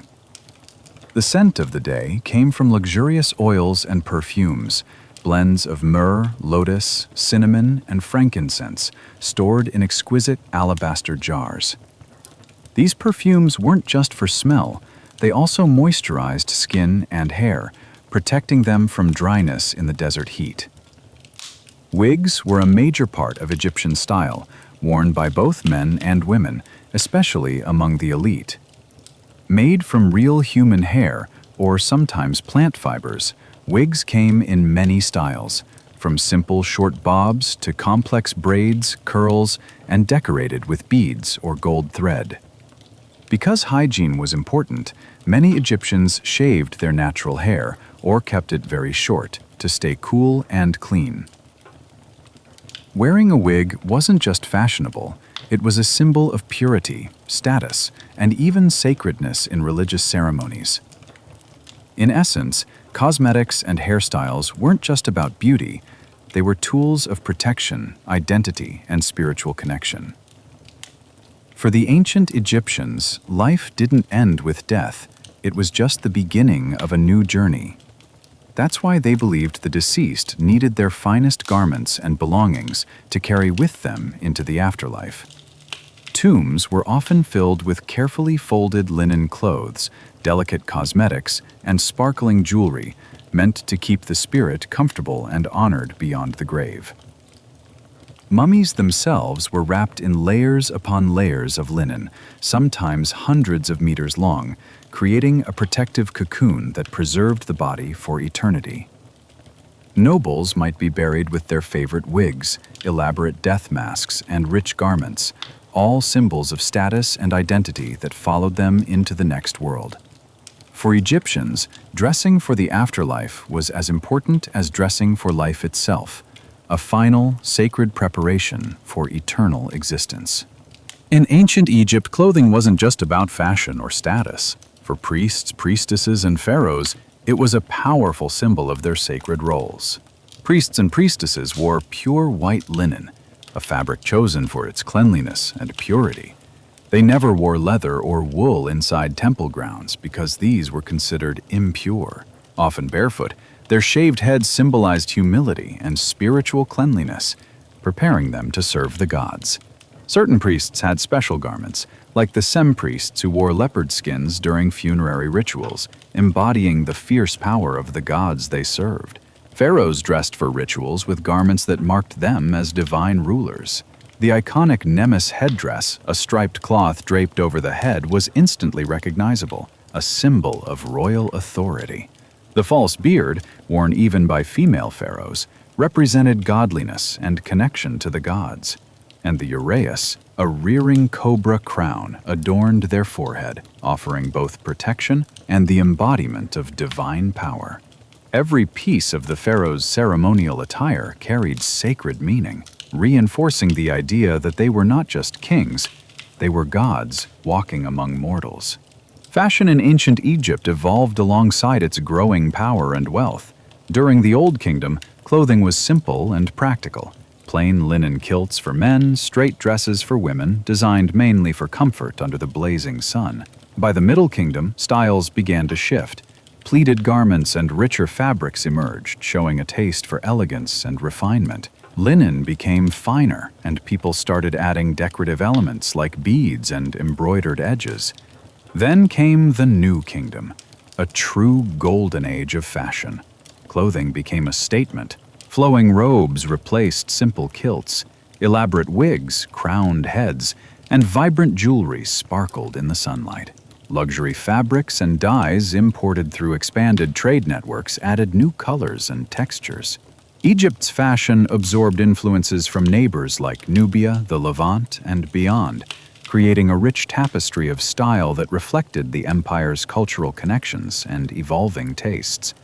Wealthier Egyptians owned cosmetic boxes containing mirrors, perfume jars, kohl sticks, and pigments, often buried with them for the afterlife. These kits were so beautifully crafted they are considered art pieces today. To the ancient Egyptians, life was inseparable from the divine. Their world was alive with gods, spirits, and sacred forces shaping every moment, from birth to death, from planting seeds to the rise of the sun. Religion was not just a belief system, it was the foundation of society, the framework of law, art, and even science. Ancient Egyptians practiced polytheism. They worshipped a vast pantheon of gods, each with their own unique powers, personalities, and responsibilities. These gods ruled over everything, from the sun and the Nile River to fertility, the afterlife, and the very forces of nature. People believed they were part of a larger cosmic order called Ma'at, a sacred principle representing truth, balance, harmony, and justice. Both ordinary Egyptians and the pharaoh had one shared goal: to maintain Ma'at. This meant keeping the universe in balance, ensuring the land was fertile, the seasons predictable, and chaos kept at bay. By living according to Ma'at, Egyptians believed they helped sustain the world's stability and earned favor with the gods. The Egyptian gods were many, diverse, and fascinating, often shown as humans with the heads of animals, or sometimes as full animals themselves. At the heart of it all was Ra, the mighty sun god who created life and sailed his golden bark across the sky every day, bringing light and warmth to the world. Osiris ruled the afterlife and resurrection, the lord of the underworld who promised eternal life to those judged worthy. His devoted wife, Isis, was the goddess of magic and motherhood, protector of the family, and healer of the broken. Soaring high, Horus, the falcon-headed god, symbolized kingship and the sky, watching over the pharaoh and the land. Guarding the journey to the afterlife was Anubis, the jackal-headed god of embalming and the dead, guiding souls safely through the underworld. The wise Thoth, god of writing, knowledge, and the moon, kept the cosmic records and helped maintain Ma'at. Hathor, goddess of love, music, and joy, filled life with beauty and celebration. And fierce Sekhmet, the lioness goddess of war and healing, wielded both destruction and the power to cure. Each god had their own temples, dedicated priests, and sacred rituals, a divine caste that shaped every aspect of Egyptian life and belief. In ancient Egypt, the pharaoh was far more than a political leader. He was seen as a living god on earth, the direct son of Ra, the sun god. His role wasn't just to rule, but to maintain Ma'at, the sacred order and harmony of the universe. The pharaoh performed important religious ceremonies and rituals to keep the cosmos in balance and ensure the Nile's flood, fertile lands, and peace. His power and legitimacy depended entirely on his close relationship with the gods. He was the essential bridge between the divine and the mortal world.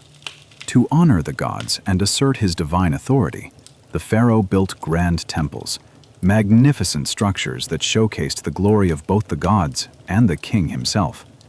Through these sacred acts and monuments, Pharaoh reinforced his role as Egypt's ultimate guardian and spiritual leader. In ancient Egypt, temples were not just buildings. They were believed to be the homes of the gods on earth. Unlike modern places of worship where large crowds gather, temples were exclusive spaces. Only priests and the pharaoh were allowed inside the sacred inner chambers where the gods' statues rested. These statues weren't mere decorations. They were seen as the living presence of the gods themselves. Temples included shrines, altars, vast halls, and rooms to store offerings like food, incense, and precious goods. Every day, priests performed rituals to nourish and care for the gods' statues, washing their hands and faces, dressing them in fine linen clothes, and presenting food and drink as if the gods were truly living guests.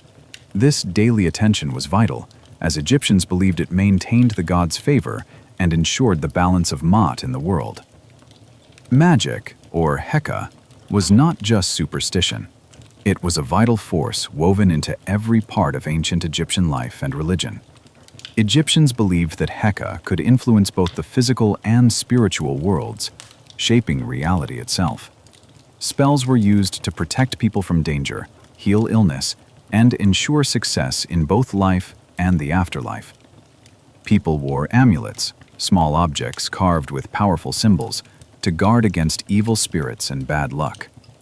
Magical texts, like the famous Book of the Dead, contained spells and instructions to help guide souls safely through the challenges of the afterlife. Rituals performed by priests and magicians invoked this power to keep the world in balance and maintain Ma'at, the cosmic order.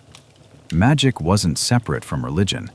It was a vital tool that connected humans, gods, and the unseen forces of the universe. For ancient Egyptians, death was not the end. It was a profound transition to another realm. They believed every person had a soul, made up of the Ka, life force, and the Ba, personality, which would live forever in the afterlife. But reaching this eternal life wasn't guaranteed. The soul had to face a crucial judgment before Osiris, the god of the underworld. In this divine trial, the deceased's heart was weighed against the feather of Ma'at, the symbol of truth, balance, and justice. If the heart was pure and balanced, the soul was allowed to continue its journey into a peaceful, eternal existence. To prepare for this voyage, Egyptians filled their tombs with burial goods, treasures, food, and funerary texts like the Book of the Dead, offering protection and guidance along the way. Death was a doorway, and with careful preparation, the soul could step through into the endless light of the afterlife. In ancient Egypt, religion wasn't just for temples or special occasions. It was woven into everyday life. Families kept small shrines or statues of household gods and protective spirits, praying to them each morning and evening for safety, health, and good fortune. Simple but meaningful offerings of bread, beer, and fragrant incense were made regularly, gifts to keep the gods happy and the household blessed. The rhythm of life was marked by festivals and celebrations tied to the agricultural calendar, honoring gods like Osiris during the harvest or Hathor during times of joy and music. Religion was a living, breathing part of daily existence, connecting people to the divine and to each other in a shared world of faith and tradition. One of the coolest things about ancient Egyptian religion was how flexible and creative it was with its gods. Sometimes, gods would merge into new, powerful combinations, like Amun-Ra, who joined two major gods into one supreme deity, blending the hidden mystery of Amun with the blazing sun god Ra. Other gods like Horus had many different forms, each representing a different city, royal role, or aspect of life. Sometimes he appeared as a falcon, other times as a child or a fierce warrior. This ability to transform and combine helped Egyptian religions stay fresh and meaningful over thousands of years, adapting to changing times while keeping deep roots in tradition. The gods of ancient Egypt shaped a world of wonder, mystery, and faith. A world where the divine touched every moment, where kings were gods, and where life was a sacred journey toward eternity. For over 3,000 years, ancient Egypt was ruled by powerful kings known as pharaohs, gods on earth, shepherds of their people, and architect of one of history's most enduring civilizations.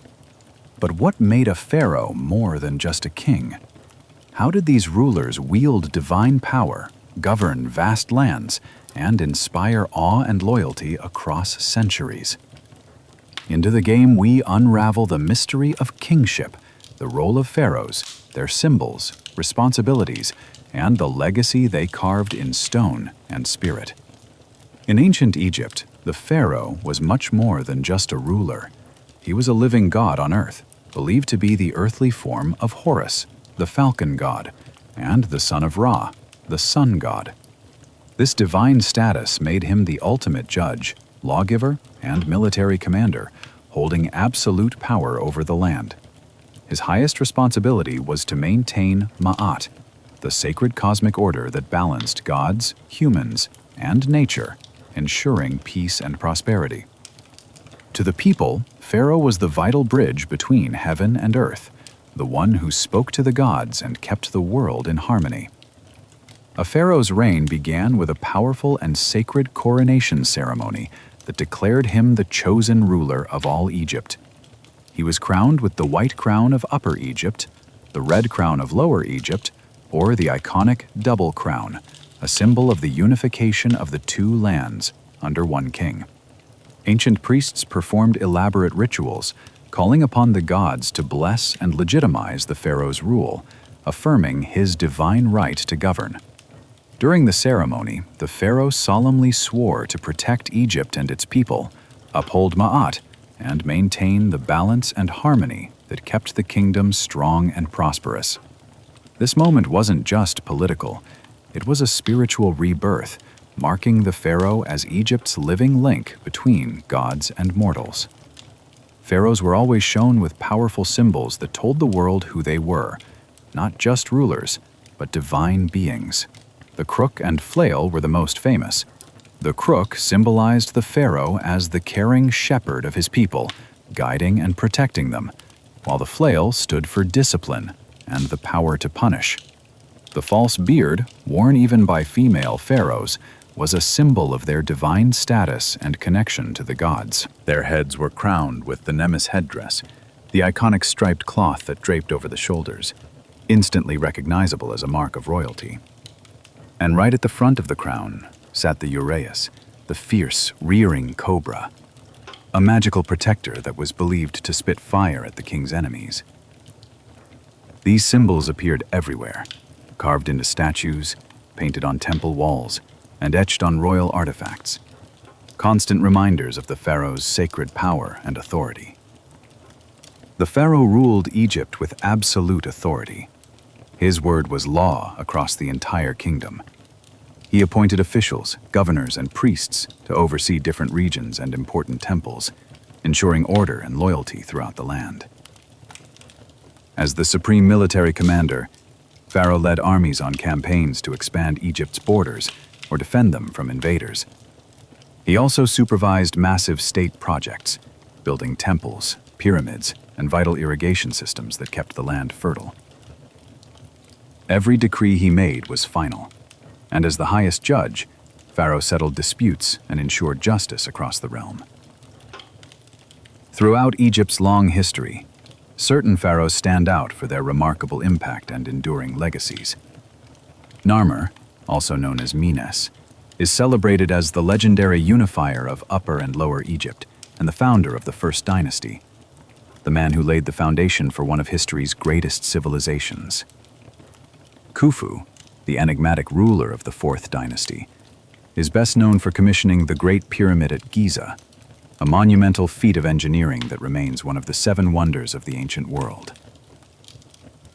Hatshepsut was one of the rare female pharaohs who ruled with wisdom and strength, overseeing a period of peace and prosperity while commissioning magnificent temples that still inspire awe today.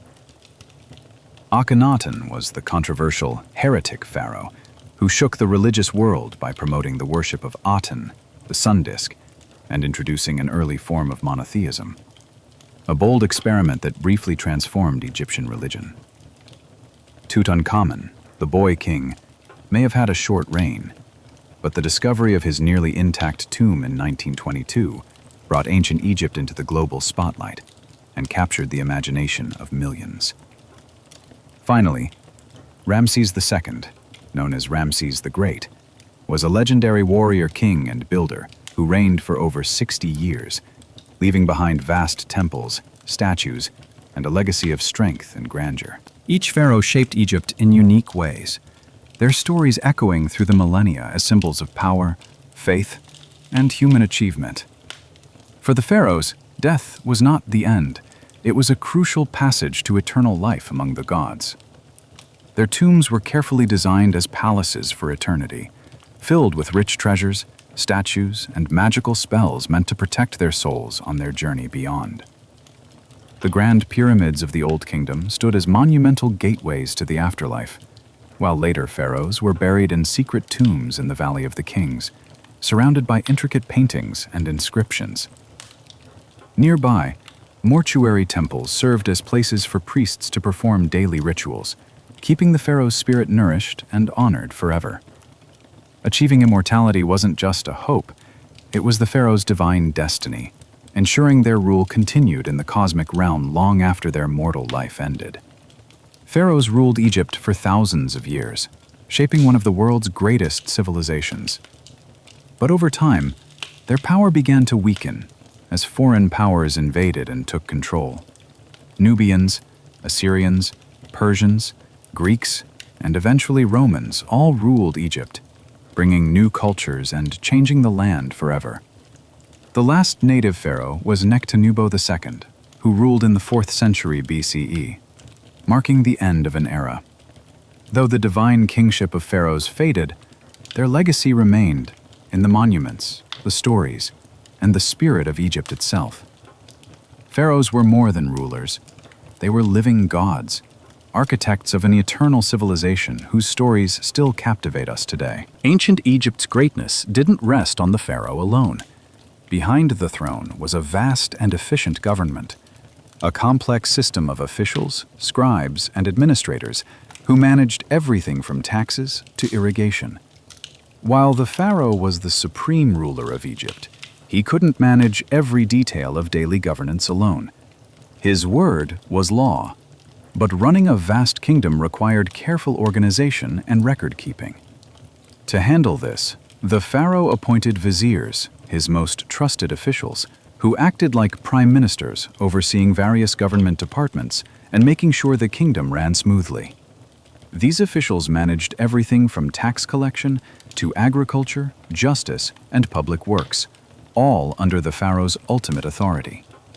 This system allowed the pharaoh to focus on big decisions like war, religion, and diplomacy, while trusted administrators kept the wheels of government turning. The vizier was the most powerful official after the pharaoh, the true backbone of the ancient Egyptian government. He was responsible for justice, making sure laws were fairly enforced across the land. He managed the treasury, overseeing the kingdom's wealth and resources. Agriculture, the lifeblood of Egypt, was under his watch, ensuring the Nile's gifts were well managed and food supplies were steady. The vizier also supervised scribes and regional governors, making sure orders from the pharaoh were carried out efficiently.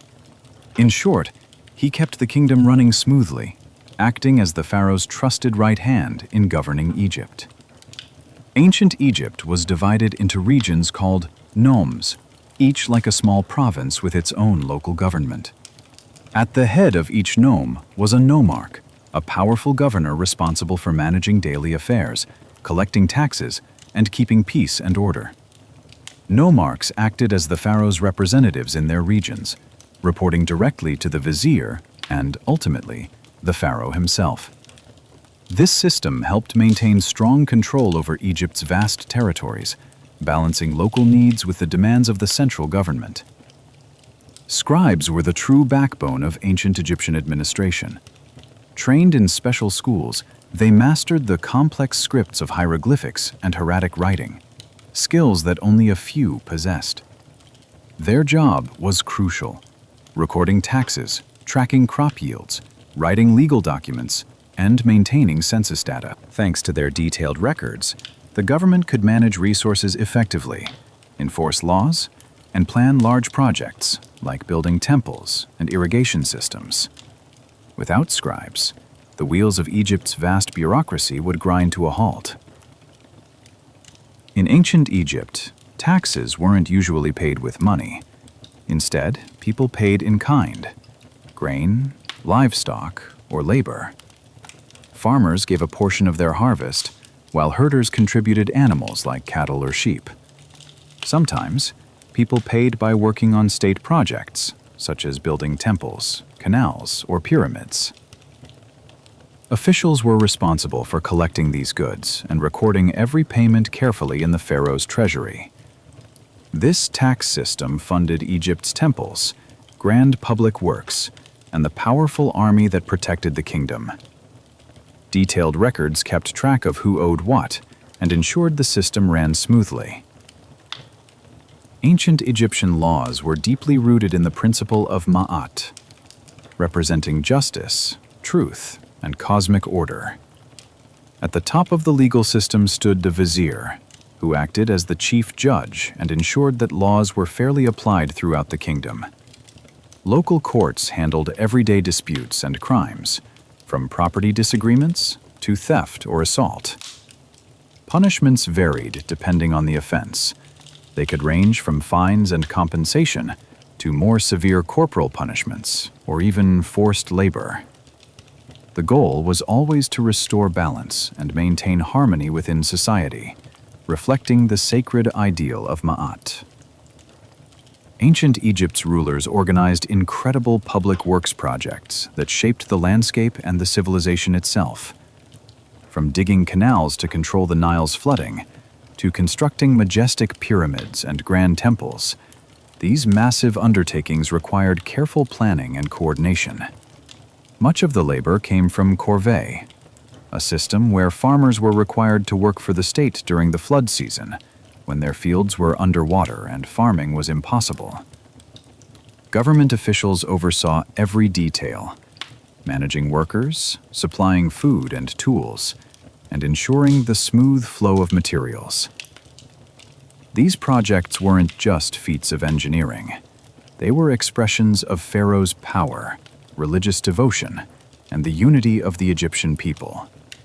In ancient Egypt, keeping the kingdom connected was essential for effective rule and trade. Couriers traveled swiftly along the Nile and well-maintained road networks, carrying important messages and royal decrees between cities and government centers. The Nile itself was the kingdom's main highway. Boats transported goods, officials, and even Pharaoh's entourage up and down the river with remarkable speed and efficiency. On land, carts pulled by oxen or donkeys moved supplies and merchandise to markets, construction sites, and administrative hubs. These networks of communication and transport ensured that orders reached every corner of Egypt, helping maintain control and unity across the vast and diverse land. Did you know ancient Egypt had its own version of a postal service?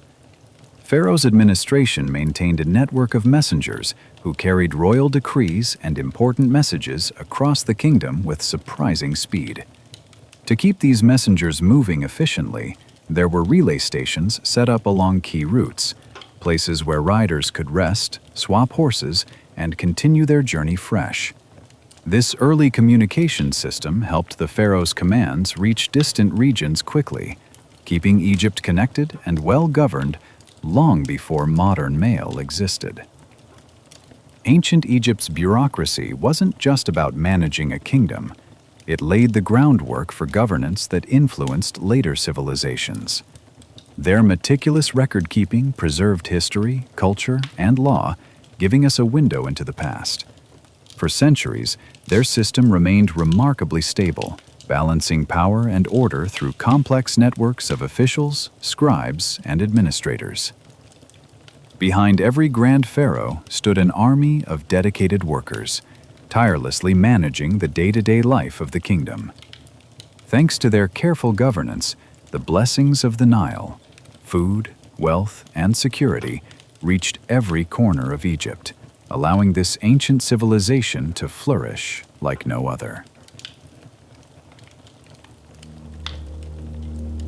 In ancient Egypt, religion was not confined to grand temples or royal rituals. It was woven into the very fabric of everyday life, shaping how people lived, loved, worked, and prepared for death.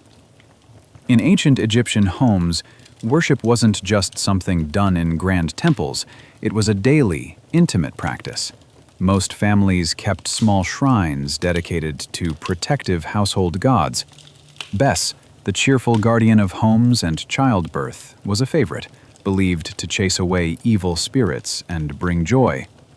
Taweret, the nurturing goddess of fertility and childbirth, watched over mothers and children with fierce care. Every day, families offered simple gifts like bread, beer, and fragrant incense to invite blessings and protection into their homes. Prayers were heartfelt and informal, asking the gods for health, prosperity, and safety amid life's many challenges. These small acts of devotion connected people to the divine in the comfort of their own homes. In ancient Egypt, religious festivals were vibrant community celebrations that brought people together in honor of the gods. These events featured colorful processions, joyful music, lively dancing, and abundant feasts shared by all. Some of the most important festivals marked the Nile's annual flooding, which was crucial for agriculture and life itself. Others celebrated specific deities, like Opet for the god Amun, or Wepet Renpet, the Egyptian New Year festival. People from every walk of life joined in: farmers, priests, artisans, and nobles, strengthening social bonds and deepening their spiritual connection. These festivals were not only religious ceremonies, but vital moments of unity, joy, and cultural identity. Ancient Egyptians deeply believed in the power of Heka, or magic, to protect themselves from harm and illness. They wore amulets shaped like powerful symbols: the sacred scarab beetle for rebirth, the Eye of Horus for protection and health, and many others believed to guard against evil.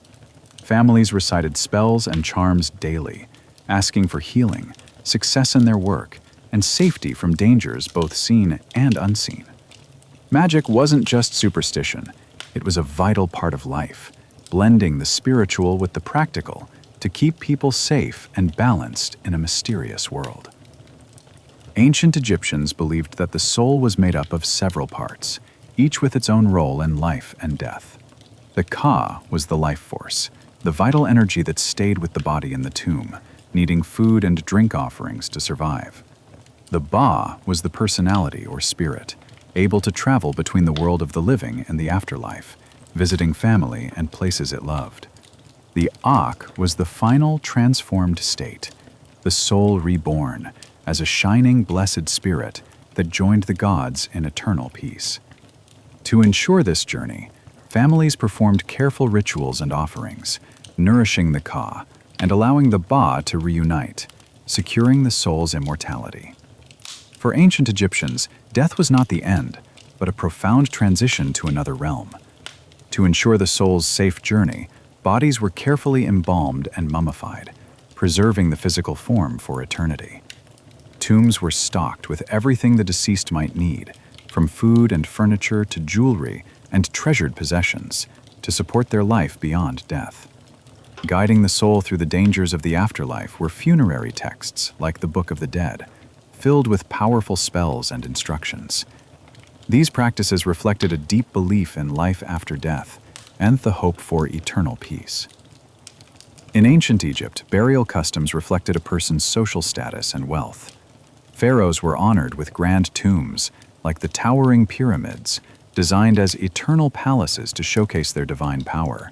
Nobles and high officials were laid to rest in elaborately decorated tombs, nestled in places like the Valley of the Kings, with walls covered in colorful paintings and inscriptions to guide and protect them. Common people were buried in simpler graves, often in family cemeteries, but their loved ones still performed important rituals and offerings to honor and care for their spirits. No matter the status, the journey after death was deeply important, with each burial reflecting the hopes and beliefs of the individual and their family. One of the most important funerary rituals was the opening of the mouth ceremony. Performed on the mummy, this sacred rite was believed to restore the deceased's senses, allowing them to eat, speak, and breathe in the afterlife. Priests used special tools to touch the mouth, eyes, and ears, symbolically awakening the soul for its journey beyond. This ceremony was a powerful moment, ensuring the dead could fully live again in the next world. Ancient Egyptians didn't just believe in gods, they believed in living right. The concept of ma'at, truth, balance, and justice, was central to their daily lives. People were expected to be kind, honest, and respectful to one another, upholding harmony in family and society. Religion shaped not only their worship, but also their values, creating a moral framework that guided behavior. To live in accordance with Ma'at was to live a good and meaningful life, pleasing the gods and securing peace in this world and the next. From morning prayers at humble shrines to elaborate funerary rituals, religion in ancient Egypt was a living, breathing force that guided every step of life and beyond. In ancient Egypt, creativity was a sacred act, an expression of faith, power, and identity. From towering statues to delicate jewelry, every piece of art told a story and served a purpose. Ancient Egyptian art was much more than beautiful pictures or statues. It was a powerful form of symbolism and communication. Artworks honored the gods, celebrated the pharaohs, and played a crucial role in ensuring eternal life for both the living and the dead. Every image, color, and pose followed strict rules designed to reflect Ma'at, the cosmic order and harmony that Egyptians believed kept the universe in balance. Through art, Egyptians expressed their deepest beliefs, connecting the human world to the divine and the afterlife. Ancient Egyptian sculptors were master craftsmen who carved statues from stone, wood, and precious metals. Pharaohs and gods were always shown in idealized forms, strong, youthful, and calm, embodying perfect beauty and eternal power. These statues weren't just art. They served as homes for divine or royal spirits, placed in temples and tombs to receive offerings and protection. The walls of temples came alive with reliefs, detailed carvings that told stories of gods, mighty battles, and sacred rituals, preserving Egypt's history in stone. In ancient Egypt, tombs and temples were alive with vibrant, colorful murals that told powerful stories. These paintings depicted everything from daily life and religious ceremonies to rich mythological tales filled with gods and heroes. Artists used natural pigments like red ochre, malachite green, and the precious lapis lazuli blue to create striking, lasting colors. The artwork followed strict conventions. Figures were painted in profile, showing heads, legs, and feet from the side, but torsos facing forward, a style designed to convey the most recognizable features clearly. These murals weren't just decoration. They were meant to preserve memories, honor the gods, and guide souls in the afterlife. Ancient Egyptians treasured jewelry made from gold, silver, glass, and precious stones like turquoise and carnelian. Necklaces, bracelets, rings, and amulets weren't just for decoration. They carried deep symbolic meanings and were believed to offer protection and good fortune. Common designs included powerful symbols like the scarab beetle for rebirth, the ankh representing life, and the Eye of Horus, a symbol of health and protection. Wearing jewelry was a way to express status, faith, and personal identity, blending beauty with magical power in everyday life. Pottery in ancient Egypt was both functional and beautiful. Craftsmen used clay from the Nile to shape vessels for cooking, storing food and liquids, and even for religious rituals. These pots were often decorated with simple patterns or painted scenes, blending utility with artistry. Beyond pottery, artisans created textiles from flax, leather goods, and a variety of tools essential for farming, weaving, and daily chores.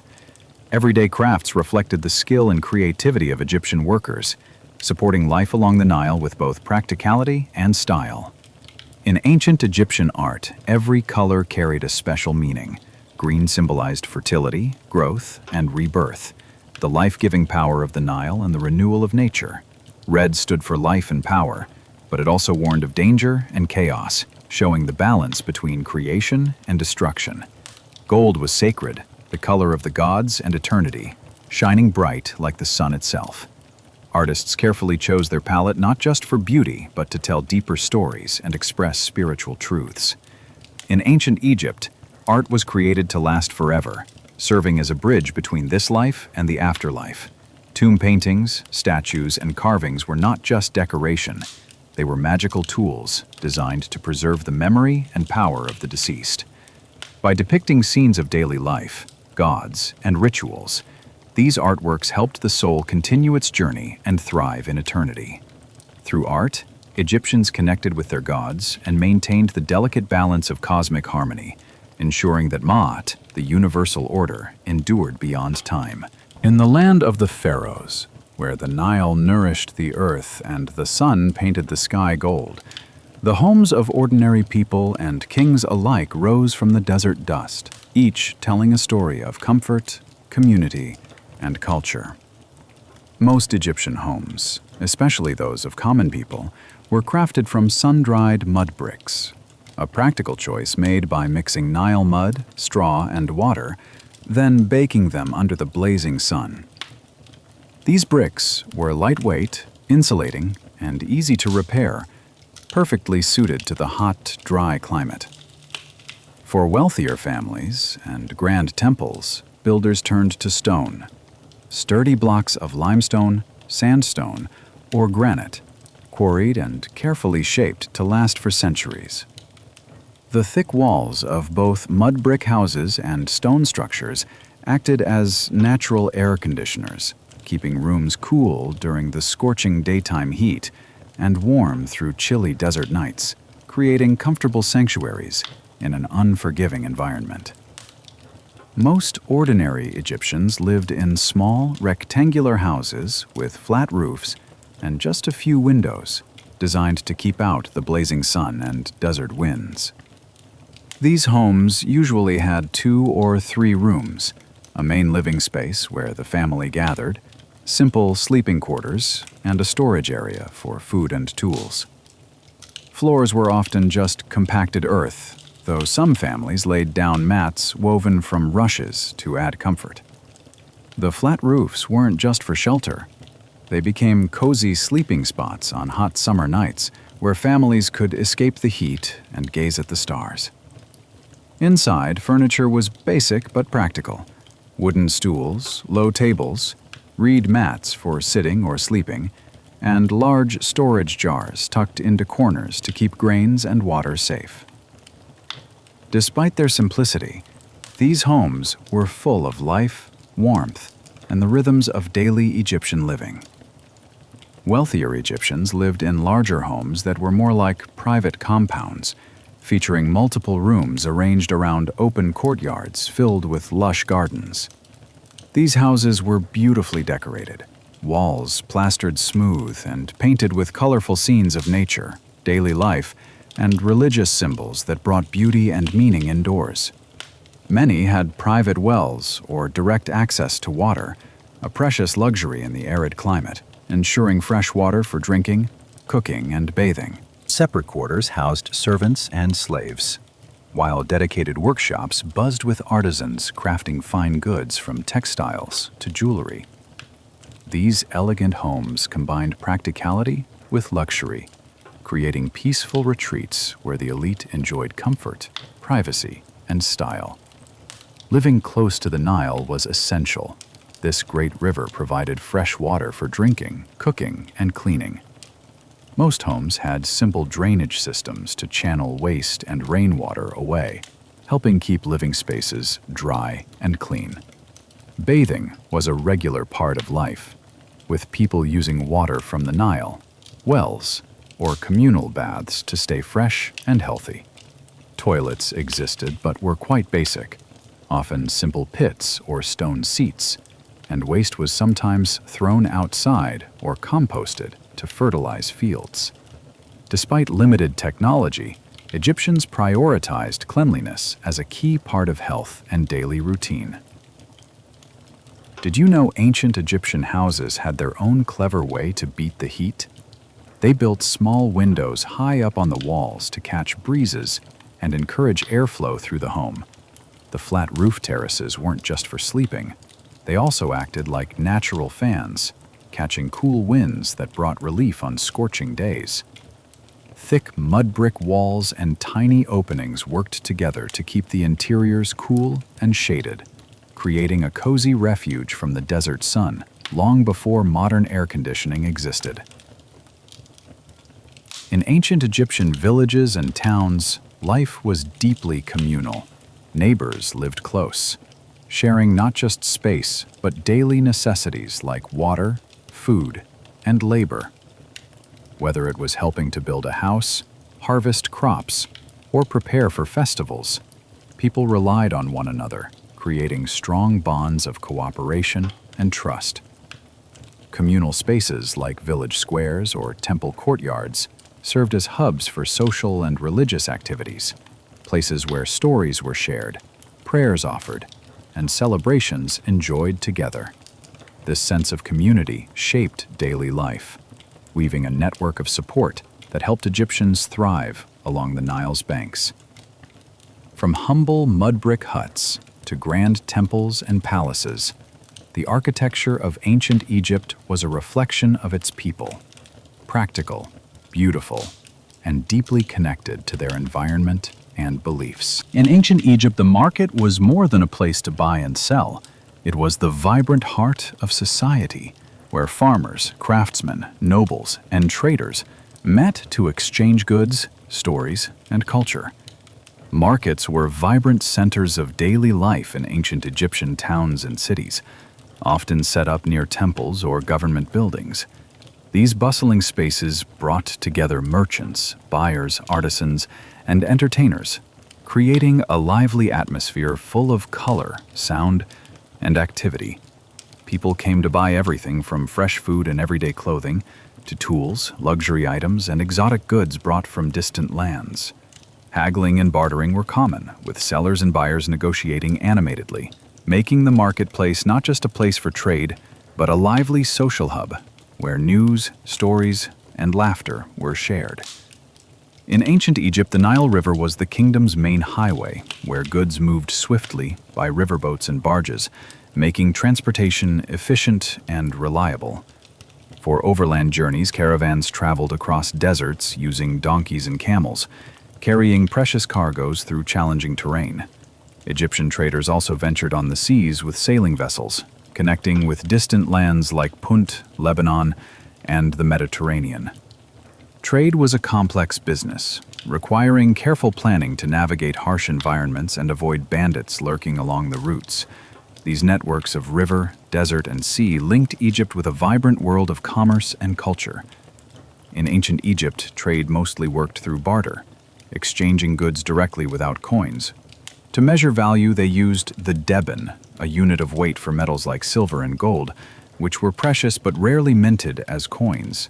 Sometimes grain and even labor served as currency, a way to pay debts or taxes when money wasn't around. This flexible system allowed Egyptians to trade everything from everyday necessities to luxury items, keeping the economy flowing smoothly. For thousands of years, the civilization of ancient Egypt thrived along the life-giving Nile. A world of towering pyramids, vibrant markets, divine kings, and profound spirituality. But what remains today is not just ruins and relics. It is a legacy that continues to shape art, culture, religion, and our understanding of human history. Ancient Egyptians were pioneers in many fields, creating the first writing system, mastering monumental architecture, and advancing medicine and governance. Their rich art and powerful symbolism influenced later civilizations like Greece and Rome, and continue to inspire the world today. Innovations like the Egyptian calendar and early astronomy laid the groundwork for modern science and timekeeping. Beyond technology, their religious beliefs and philosophical ideas have echoed through history, shaping cultures and faiths long after the sands of Egypt settled. Ancient Egypt continues to captivate the modern world with its rich legacy of kings, queens, and enduring mysteries. Figures like Pharaoh Tutankhamun, whose nearly intact tomb was discovered in 1922 by Howard Carter, and Queen Cleopatra VII, the last ruler of the Ptolemaic dynasty, have become icons of global fascination. Their stories are retold in books, films, and documentaries, symbolizing both power and enigma. The awe-inspiring pyramids of Giza, built over 4,000 years ago, remain one of the greatest architectural achievements of humanity. The precise engineering behind the Great Pyramid and the alignment with celestial bodies continue to spark debates among historians, astronomers, and theorists alike. Meanwhile, the Valley of the Kings and the tombs of pharaohs, adorned with colorful hieroglyphics and hidden passageways, evoke the mystery of the afterlife and ancient rituals. Around the world, museums display Egyptian artifacts as cultural treasures. The golden mask of Tutankhamun, mummified remains, papyrus scrolls, and statues of gods like Anubis and Horus attract millions of visitors each year. These objects provide tangible connections to a civilization that shaped law, art, science, and religion for centuries. The academic field of Egyptology, the study of ancient Egyptian history, language, and culture, remains vibrant. New discoveries are frequently made, from hidden chambers inside pyramids to previously unknown tombs in Saqqara. Advances in technology, including ground-penetrating radar, 3D scanning, and DNA analysis, have opened new windows into the lives of ancient Egyptians, allowing scholars to reconstruct family lineages, burial practices, and even medical histories. Today, Egypt's legacy lives not just in scholarly work, but in popular imagination. From Hollywood epics to video games, Egypt is often portrayed as a land of magic, curses, and immortal rulers. While sometimes exaggerated, this fascination reflects a deep-rooted respect and wonder for a civilization that continues to shape how we see the ancient world. The civilization of ancient Egypt, which flourished for over 3 millennia, offers timeless wisdom that still resonates with the modern world. Its achievements in art, architecture, science, governance, and philosophy reflect deep insights into the human experience. Here are some enduring lessons drawn from the Egyptian legacy. At the heart of ancient Egyptian belief was the concept of Ma'at, a divine principle representing truth, balance, order, and justice. Egyptians believed that prosperity and peace came from living in harmony with nature, society, and the divine. Kings were expected to uphold Ma'at in both political decisions and religious rituals. This holistic worldview teaches us the importance of balance between human ambition and environmental responsibility, between individual desires and societal well-being, and between material pursuits and spiritual values. The Egyptians were master record keepers. From monumental inscriptions on temples to detailed papyrus scrolls, they documented laws, stories, rituals, and innovations with precision. Through their writings and art, they consciously preserved their cultural identity across generations. Modern societies can draw from this commitment by valuing education, heritage conservation, and historical literacy, ensuring that the achievements and lessons of the past are not lost to time. Much of Egyptian architecture and art, including pyramids, tomb paintings, and statuary, reflects a deep yearning for immortality and eternal beauty. Their beliefs in the afterlife, reincarnation, and divine judgment reveal a culture intensely focused on the meaning of existence and the legacy of one's soul. Even today, humans seek lasting purpose, strive to create beauty, and hope to be remembered. Egypt reminds us that this quest is ancient, universal, and profoundly human. Ancient Egypt was more than a kingdom of stone and sand. It was a civilization of deep thinkers and dreamers who left behind a blueprint for living with intention, awareness, and wonder. Their legacy is not just in ruins and relics, but in the enduring values they embodied. Ancient Egypt was a land of striking contrasts, where the monumental stood side by side with the intimate, the divine with the human, the eternal with the mortal. These opposites did not create conflict, but rather balance, a harmony that defined one of history's most iconic civilizations. Towering pyramids and temples speak to the grandeur of gods and kings, while humble household artifacts, personal letters, and burial goods reveal the private lives, emotions, and dreams of everyday people. Egypt's world was both celestial and terrestrial, deeply spiritual, yet grounded in agriculture, family, and community. Its stories, passed down through myth, inscription, and tomb art, offer powerful lessons in resilience. For over 3,000 years, Egypt survived invasions, climate shifts, dynastic changes, and societal upheavals. Through innovation in irrigation, architecture, medicine, and governance, the Egyptians continually adapted to their changing world, blending old traditions with new realities. This civilization also exemplifies creativity. From the golden mask of Tutankhamun to the intricate Book of the Dead, from hieroglyphic language to papyrus scrolls, Egypt's legacy is one of artistic and intellectual brilliance that continues to inspire the modern world. Perhaps most profoundly, ancient Egypt teaches us about the deep connection between people and their environment. Life was shaped by the rhythms of the Nile River, the cycles of the sun, and the patterns of the stars. This awareness fostered a worldview rooted in respect for nature's power and the delicate balance needed to sustain life.